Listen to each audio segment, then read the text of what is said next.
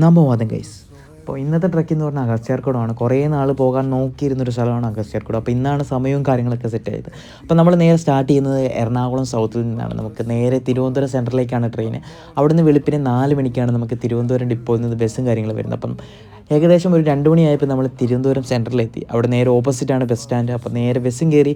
Almost 4 മണിക്ക് bus വരും. അതിന് മുമ്പ് തന്നെ എത്താൻ നോക്കുക, കാരണം ബസ് പെട്ടെന്ന് ഫില്ല് ചെയ്യും. കാരണം വേറെ ബസ്സും കാര്യങ്ങളും അവിടെ നിന്നില്ല. അപ്പോൾ നേരെ ബസ്സും കയറി നമ്മൾ നേരെ സ്റ്റാർട്ടിംഗ് ലൊക്കേഷനായ ബോണക്കാട് എത്തും.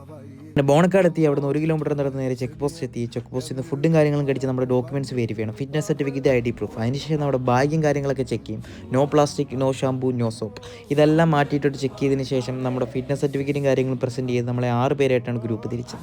അതിനുശേഷം നമുക്കൊരു ഗൈഡിനെ തരും. അപ്പം നമ്മൾ സ്റ്റാർട്ട് ചെയ്യാണ്. Welcome to Agasthyarkoodam trekking day 1. അപ്പം ഡേ 1 നമ്മൾ സ്റ്റാർട്ട് ചെയ്ത് രാവിലെ 10 മണിക്കാണ്. 10 മണിക്ക് സ്റ്റാർട്ട് ചെയ്ത് ഏകദേശം ഒരു 6 മണിയാകുമ്പോൾ നമ്മൾ ബേസ് ക്യാമ്പ് എത്തുമെന്നാണ് പ്രതീക്ഷിക്കുന്നത്. പോകുന്ന വഴിക്ക് നല്ല മഴയ്ക്ക് ചാൻസ് ഉണ്ടായിരുന്നു, കാരണം ഇന്നലെയൊക്കെ നല്ല മഴയുണ്ടായിരുന്നു. അതുപോലെ തന്നെ നല്ല പുഴുവിൻ്റെ ശല്യം ഉണ്ടായിരുന്നു. കാല് നിറച്ച് പുഴുവും കാര്യങ്ങളും കയറി. അതിനുശേഷം നമ്മൾ ഉച്ചയ്ക്കത്തെ ഫുഡ് നമ്മൾ ചെക്ക് പോസ്റ്റിൽ നിന്ന് പാക്ക് ചെയ്തെടുത്തിട്ടുണ്ട്. അതും കഴിച്ചു. അതിനുശേഷം നമ്മൾ വീണ്ടും നടക്കാൻ പോയി.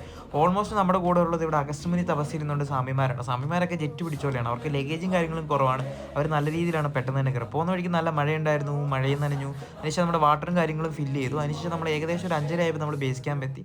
ഇനി ഇവിടുന്ന് ഫുഡും കാര്യങ്ങളും കഴിക്കണം. എന്നിട്ട് നമ്മുടെ സ്റ്റേയും കാര്യങ്ങളൊക്കെ സെറ്റ് ചെയ്തതിന് ശേഷം നാളത്തെ ട്രക്കിങ് രാവിലെ 7 മണിക്കാണ്. അപ്പം എല്ലാം കഴിഞ്ഞു. വൈകിട്ടത്തെ ഒരു ചായയും കുടിച്ചു, കഞ്ഞിയും കുടിച്ചു. അപ്പം ഇനി നേരെ കിടക്കാനാണ്. അപ്പോൾ ഓൾമോസ്റ്റ് ഇത്രേ ഉള്ളൂ ഗൈസ്. എല്ലാവരും സ്നേഹം മാത്രം. Bye bye.